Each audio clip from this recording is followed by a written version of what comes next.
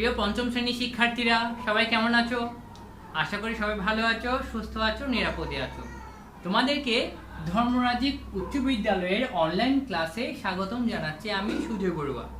এখন আমি তোমাদের ইংলিশ ফার্স্ট পেপার নিয়ে আলোচনা করব। তবে আমরা আজকে ইংলিশ ফার্স্ট পেপার থেকে বা আজকে আমাদের ইংলিশ ফার্স্ট পেপার ক্লাস হলেও আমি কিন্তু ইংলিশ সেকেন্ড পেপার অংশ থেকে টেন্স নিয়ে আলোচনা করব। ঠিক আছে? তোমরা অনেকে বলতে পারো স্যার টেন্স তো এটা বড়দের পড়া, হলে না, এটা কিন্তু তোমাদের এখন ক্লাস 5 অর্থাৎ 4-5 থেকেই কিন্তু টেন্স সম্পর্কে তোমাদের ভালো ধারণা থাকতে হবে। তাহলে আমরা এই ইংলিশ সেকেন্ড পেপার অংশে আমরা কোয়েশ্চেন নাম্বার 9 নিয়ে আলোচনা করছি, তাই না? হ্যাঁ, আমি কোয়েশ্চেন নাম্বার 9 শেষ করতে করতে যে সময়টা চলে যাবে সেই জন্য আমি ইংলিশ ফার্স্ট পেপারের মধ্যে টেন্স নিয়ে আলোচনা করছি। তারপর যখন কোয়েশ্চেন নাম্বার 9 শেষ হয়ে যাবে এরপরে আমরা টেন্সের বাকি অংশটা সেই ইংলিশ সেকেন্ড পেপার যেদিন ক্লাস থাকবে সেদিন করব। এরপর আমরা ইংলিশ ফার্স্ট পেপার অংশ চলে আসবো, অর্থাৎ আমাদের ইংলিশ ফার্স্ট পেপার অংশ থেকে আমরা 1 নাম্বার, 2 নাম্বার, 3 and 4 নিয়ে আলোচনা করেছি। তারপর আমরা 5 থেকে 8 পর্যন্ত আলোচনা করব। ওকে, তাহলে আমরা আজকে কি পড়তে যাচ্ছি? টেন্স। কি পড়তে যাচ্ছি আমরা? টেন্স। টেন্স মানেটা কি? এর অর্থ হলো কাল বা সময়। আমরা অনেকে অনেক ধরনের কাজ করে থাকি, কখনো বা এখন করছি, কখনো করব, কখনো বা করেছিলাম, তাই না? এই যে বিভিন্ন সময়ে বিভিন্ন ধরনের কাজ হয়ে থাকে, তা ঠিক আছে? এই বিভিন্ন সময়ে বিভিন্ন ধরনের কাজ হয়ে থাকে বলেই কিন্তু এই টেন্স। আবার এই বিভিন্ন সময় বোঝাতে টেন্সকে 3 ভাগে ভাগ করা হয়েছে। হ্যাঁ, অর্থাৎ আমরা যে কাজগুলো করে থাকি তা বিভিন্ন সময় হয়, যেটা গতকাল হয়েছিল বা এর আগে হয়েছিল, যেটা আজকে হচ্ছে বা বর্তমানে হচ্ছে, যেটা ভবিষ্যতে হবে, আগামীকাল হবে বা এর পরের দিন হবে। ধরো তোমরা ভবিষ্যতে যে কোনো সময় স্কুলে আসবে, কিন্তু কখন আসবে আসলে আমরা এখনো বলতে পারছি না, এখন অবস্থা ভালো হয়নি, এইভাবে যেতে যেতে 1 বছর চলে গেল, তাই না? যাক, তাহলে এই যে আমরা টেন্স, আবার আমরা টেন্সে চলে যাই। তাহলে কি বলতে চাচ্ছি আমি? টেন্স বিভিন্ন সময়ে বিভিন্ন ধরনের কাজ বা আমরা যে কাজগুলো করে থাকি তার বিভিন্ন সময় হয়ে থাকে।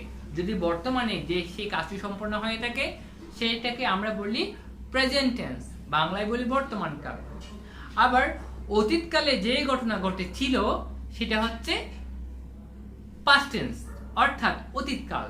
আবার আগামীকাল বা ভবিষ্যতে যে ঘটনা ঘটবে সেটাকে বলা হবে ফিউচার টেন্স বা ভবিষ্যৎকাল। ঠিক আছে? তাহলে টেন্স কাকে বলে? কাজ করার সময়কে টেন্স বলা হয়ে থাকে। তাহলে ভার্ব এর কাজ সম্পন্ন করার সময়কে বলা হয় টেন্স। টেন্স কাকে বলে? টেন্স হচ্ছে ভার্ব এর কাজ সম্পন্ন হওয়ার সময়কে, সম্পন্ন হওয়ার সময়কে কি বলা হয়? সময়কে টেন্স বলা হয়ে থাকে। ঠিক আছে? এরপর টেন্স কত প্রকার? টেন্স কিন্তু 3 প্রকার। কি? Present tense, past tense, future tense. Present tense মানে কি কাল? বর্তমান কাল, present tense. Present tense, present tense এরপর এটা হচ্ছে কি কাল? বর্তমান কাল। অর্থাৎ বর্তমানে যেই কাজ সম্পূর্ণ হয়ে থাকে সেই কাজের সময় বোঝাতেই আমরা প্রেজেন্ট টেন্স ব্যবহার করে থাকি। ঠিক আছে? এরপর দেখো পাস্ট টেন্স। পাস্ট টেন্স অর্থাৎ অতীতকাল। পাস্ট টেন্স হচ্ছে কি? অতীতকাল। গতকাল তুমি যা করেছিলে, হ্যাঁ, বা গতকাল যা হয়েছিল তা বুঝাতে গিয়ে, অর্থাৎ ওই কাজের সময় বুঝাতে গিয়ে আমরা কি ব্যবহার করে থাকি? ভার্ব এর পাস্ট টেন্স ব্যবহার করে থাকি। অর্থাৎ যে কাজটা আমরা করি সেই কাজের কোন কাল হয়ে থাকে?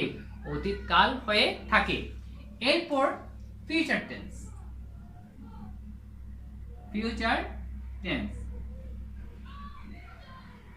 ফিউচার টেন্স, ফিউচার টেন্স এর অর্থ হলো ভবিষ্যৎকাল, অর্থাৎ আগামীকাল বা ভবিষ্যতে যে ঘটনা ঘটবে, আগামীকাল বা ভবিষ্যতে যে ঘটনা ঘটবে বা ঘটতে থাকবে, এরূপ বোঝাতে গেলে আমরা ভার্বের যে কাজটি সম্পন্ন করি সেই কাজ আমরা ফিউচার টেন্সেই ব্যবহার করে থাকব। ঠিক আছে? তাহলে present tense, past tense, future tense, এই তিনটে হচ্ছে টেন্সের প্রকারভেদ। টেন্স কত প্রকার? তাহলে টেন্স তিন প্রকার। টেন্স কত প্রকার? টেন্স তিন প্রকার। কি কি? Present tense, past tense, future tense, অর্থাৎ বর্তমানকাল, অতীতকাল, ভবিষ্যৎকাল। আবার প্রতিটা টেন্সকে চার ভাগে ভাগ করা হয়েছে। ধরো প্রেজেন্ট টেন্স, প্রেজেন্ট টেন্সকে ভাগ করা হয়েছে present indefinite tense, present continuous tense, present perfect tense, present perfect continuous tense. আবার একইভাবে পাস্ট টেন্সকেও চার ভাগে ভাগ করা হয়েছে, যেমন past indefinite tense, past continuous tense, past perfect tense, past perfect continuous tense. Future টেন্সকেও একইভাবে চার ভাগে ভাগ করা হয়েছে, যেমন future indefinite tense, future continuous tense, future perfect tense, future perfect continuous tense. তাহলে আমরা দেখি, প্রথমে দেখব প্রেজেন্ট টেন্স। প্রেজেন্ট টেন্সকে কয় ভাগে ভাগ করা হয়েছে? প্রেজেন্ট টেন্সকে চার ভাগে ভাগ করা হয়েছে। কয় ভাগে ভাগ করা হয়েছে? চার ভাগে ভাগ করা হয়েছে। যেমন present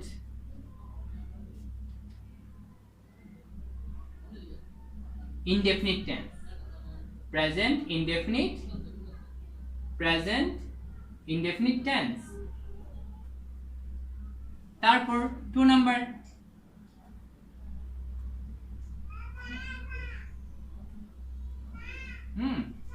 present continuous tense,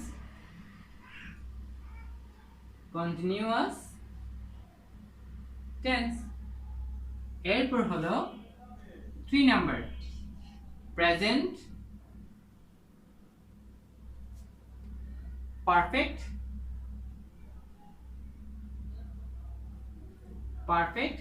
tense. এরপর হলো প্রেজেন্ট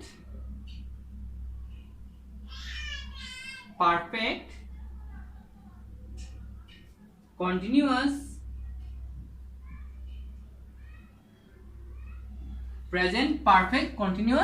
টেন্স। এরা সবাই কিন্তু প্রেজেন্ট টেন্সের প্রকারভেদ। তাহলে প্রেজেন্ট টেন্সকে কয় ভাগে ভাগ করা হয়েছে? প্রেজেন্ট টেন্সকে চার ভাগে ভাগ করা হয়েছে। কি কি? Present indefinite tense, present continuous tense, present perfect tense, আর সেটা হলো প্রেজেন্ট পারফেক্ট কন্টিনিউয়াস টেন্স। এই চার ভাগে ভাগ করা হয়েছে প্রেজেন্ট টেন্সকে। হ্যাঁ, অর্থাৎ দেখো প্রেজেন্ট ইনডেফিনিট টেন্সটা কি?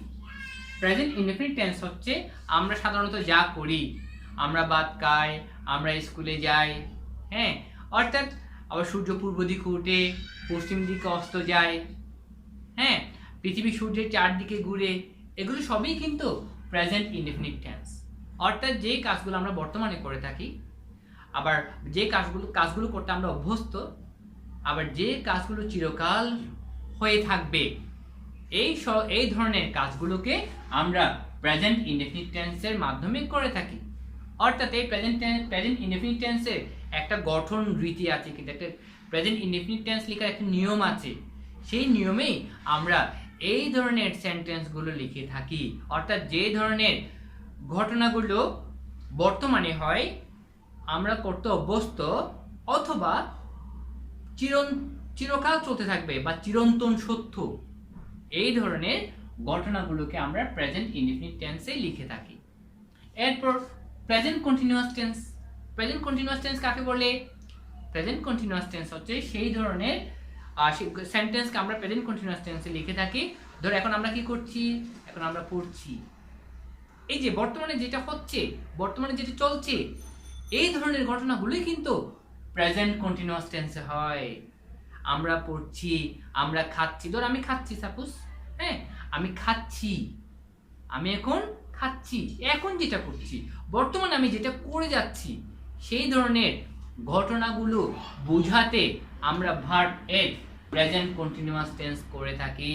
অর্থাৎ যে কাজটি করছি সেই কাজটা কোন টেন্সে হবে? প্রেজেন্ট কন্টিনিউয়াস টেন্সে হবে।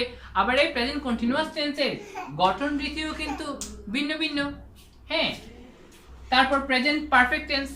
প্রেজেন্ট পারফেক্ট টেন্স কাকে বলে? প্রেজেন্ট পারফেক্ট টেন্স হচ্ছে সেই ধরনের টেন্স যেটা ধরো এই মাত্র সম্পূর্ণ হয়েছে, যার ফলে এখনো বর্তমান, যার ফলে এখনো বর্তমান। এগুলো হচ্ছে কোন টেন্স? Present perfect tense. কোন টেন্স? Present perfect tense. যে ঘটনাগুলো আমরা মানে অর্থাৎ এই মাত্র শেষ হয়েছে, আমি এখন ভাত খেয়েছি, এখন তোমাকে ভাত খেতে দিলে তুমি আর কিছু খেতে পারবে না। তোমাকে যদি ভাত খেতে দেওয়া হয়, তুমি বলো আমি এই মাত্র খেয়েছি, যার ফলে এখন যার অর্থাৎ যেটা এখন পেটের মধ্যে রয়েছে, তোমাকে এখন যদি আরো নতুন করে ভাত দেওয়া হয় তুমি খেতে পারবে না, কারণ তোমার পেট ভরা। অর্থাৎ এই মাত্র কাজটি সম্পূর্ণ হয়েছে, যার ফলে এখন বর্তমান। এরূপ বোঝাতে আমরা প্রেজেন্ট পারফেক্ট টেন্স ব্যবহার করে থাকি। ঠিক আছে, এরপর present perfect continuous tense. Present perfect continuous tense হচ্ছে কি জানো? ধরো তোমাদের আশেপাশে অনেক বিল্ডিং এর কাজ অনেক আগে শুরু হয়েছে, ধরো গত 2-3 বছর আগে শুরু হয়েছে, কিন্তু যার কাজ এখনো শেষ হয়নি, এখনো পর্যন্ত চলমান।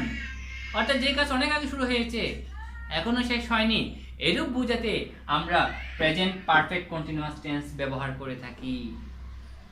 ঠিক আছে, তাহলে আবার বলছি, ধরো সকাল থেকে বৃষ্টি হচ্ছে, সেই এখন কিন্তু রাত হয়ে গেছে, সেই সকাল থেকে বৃষ্টি হচ্ছে, এখনো চলমান, বৃষ্টি থামেনি, একদম থামেনি, সকাল থেকে বৃষ্টি হচ্ছে আর হচ্ছে। এরূপ বোঝাতে আমরা কি করে থাকি? প্রেজেন্ট পারফেক্ট কন্টিনিউয়াস টেন্স ব্যবহার করে থাকি। অর্থাৎ এই ধরনের কাজ বোঝাতে প্রেজেন্ট পারফেক্ট কন্টিনিউয়াস টেন্সের স্ট্রাকচার বা এর গঠন রীতি বা প্রেজেন্ট পারফেক্ট কন্টিনিউয়াস টেন্স লেখার নিয়ম আমরা অনুসরণ করে থাকি। ওকে, যাক, এই সম্পর্কে পরের ক্লাসগুলোতে কিন্তু আমরা আরো ডিটেইলস আলোচনা করব। প্রেজেন্ট ইনডেফিনিট টেন্স কাকে বলে, প্রেজেন্ট কন্টিনিউয়াস টেন্স কাকে বলে, প্রেজেন্ট পারফেক্ট টেন্স কাকে বলে, প্রেজেন্ট পারফেক্ট কন্টিনিউয়াস টেন্স কাকে বলে, এই সম্পর্কে আমরা আরো ডিটেইলস আলোচনা করব। এখন দেখো, পাস্ট ইনডেফিনিট টেন্সটাও কিন্তু একইভাবে পাস্ট টেন্সটাকে একইভাবে 4 ভাগে ভাগ করা হয়েছে। এখানে হবে past indefinite tense, past continuous tense, past perfect tense, past perfect continuous tense. তাহলে আমরা লিখে প্রকাশ করি সেটা। প্রিয় শিক্ষার্থী, দেখো, এই past indefinite tense, past continuous tense, past perfect tense, past perfect continuous tense, এইভাবে পাস্ট টেন্সকেও কিন্তু 4 ভাগে ভাগ করা হয়েছে। পাস্ট টেন্সকে কয় ভাগে ভাগ করা হয়েছে? পাস্ট টেন্সকে 4 ভাগে, past indefinite tense, past continuous tense, হ্যাঁ, তারপর past perfect tense, past perfect continuous tense. তাহলে এখন পাস্ট, যদি বা আমরা পরে আলোচনা করব, আজকে সংক্ষিপ্ত একটু আলোচনা করি পাস্ট ইনডেফিনিট টেন্স কি। অতীতে যে ধরনের ঘটনা ঘটতো, ধরো আগে আমি স্কুলে যেতাম, তাই না? অর্থাৎ অতীতে আমার কিছু অভ্যাসগত কাজ ছিল, হ্যাঁ, বা অতীতে যে ঘটনা ঘটতো বা ঘটেছিল, সেই ধরনের কাজগুলো বুঝাতে আমরা পাস্ট ইনডেফিনিট টেন্স ব্যবহার করে থাকব। তারপর পাস্ট কন্টিনিউয়াস টেন্স, ধরো গতকাল আমি 2 ঘন্টা ধরে পড়েছিলাম, বা গতকাল আমি 1 ঘন্টা লিখেছিলাম। এই যে অতীতকালে যে কাজটি কিছু সময় ধরে চলেছিল বুঝাতে আমরা পাস্ট কন্টিনিউয়াস টেন্স ব্যবহার করে থাকব। অর্থাৎ সেই কাজটি বুঝাতে সেই কাজের কোন টেন্স হবে? পাস্ট কন্টিনিউয়াস টেন্স হবে, অর্থাৎ সেই ভার্ব এর পাস্ট কন্টিনিউয়াস টেন্স হবে। এরপর দেখো past perfect tense. Past perfect টেন্সটা কি? অতীতকালে 2টি ঘটনা ঘটেছিল, একটি ঘটনা আগে ঘটতে পারে, একটি ঘটনা পরে ঘটতে পারে। ধরো গতকাল আমার বাবা অফিস থেকে আসার আগেই আমি ভাত খেয়েছিলাম। আমার বাবা অফিস থেকে আসার আগে আমি ভাত খেয়েছিলাম। আমি যেটা খেয়েছিলাম সেটা আগে ঘটেছিল, আমার বাবা তারপরে এসেছিল, তাই না?